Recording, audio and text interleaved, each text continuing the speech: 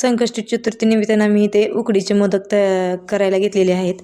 आता ते कसे बनवायचे ते पुढे चालून मी सांगेनच तुम्हाला। तर त्या अगोदर इथे मी कढईमध्ये 1 चमचा तूप टाकलेलं आहे, त्याच्यानंतर बारीक कट करून घेतलेला आहे चाकूने गूळ, जेणेकरून पाक व्हायला मदत लवकर होईल म्हणून त्याच्यामध्ये टाकला, मस्त असं पाक तयार केला। त्याच्यानंतर सुकं खोबरं आहे ते मी इथं वापरलेलं आहे। आता तुम्हाला जर ओलं खोबरं आवडत असेल ना तर ते तुम्ही वापरू शकता।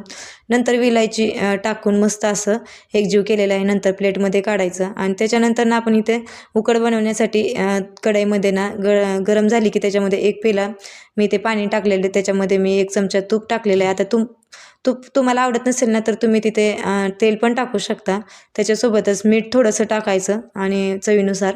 तर मस्त असं उकळी आली ना त्याच्यामध्ये आपण जे तांदळाचं पीठ आहे ना ते प्रमाणात घेतलं तरी चालेल किंवा तुमच्या आवडीनुसार पण तुम्ही घेऊ शकता। मस्त असं एकजीव करायचं जेणेकरून एकजीव करायचं की गाठी नाही होणार म्हणून। मग नंतर मस्त असं एकजीव झाल्यानंतर 5 ते 6 मिनिटं झाकून ठेवल्यानंतर आपण ते ताटात काढायचं आहे उकड। आता हलक्या हाताने तेलाचा किंवा तुपाचा हात लावून ना मस्त ते एकजीव करायचं, घट्ट असं तिंबायचं आणि छान असं 5 ते 7 मिनिटं मुरू द्यायचं।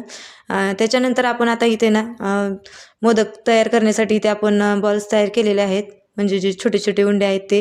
त्याच्यासोबतच आपण आता इथे मी 4-5च करून घेणार आहे आणि त्याच्यानंतर मग असं मस्त असं मिश्रण वगैरे त्याच्यामध्ये भरण्यासाठी ना त्याची ती अशी गोलपुरी आपण हे करणार आहे। आता बरेच जण लाटून घेतात पण इथे आपण हातावरच करणार आहेत, मस्त होते जसं आपण हुंडा भरतो ना पुरणाचा त्याच्यासारखेच। तर छान असं त्याच्यामध्ये करून घेतल्यानंतर मस्त असं पाऱ्या वगैरे करायच्या, छान पाऱ्या पाडून घ्यायच्या आणि त्याच्यानंतर मग आपण पूर्ण असं तोंड त्याचं बंद करून घ्यायचं की जेणेकरून तो फुटणार नाही, ह्याची पण काळजी घ्यायची आहे। मस्त असं झालेले आहेत आपले मोदक उकडीचे, खूप छान सुंदर दिसतात ना, तुम्ही इथं पाहू शकताय। तर तुम्हाला व्हिडिओ कसा वाटतो कमेंटमध्ये मला नक्की सांगू शकता। त्याच्यानंतर आपण इथे ना केसर वगैरे लावायचं आणि छान 15 ते 20 मिनिटं चांगलं असं उकड करून घ्यायची, शिजण्यासाठी ठेवायचं।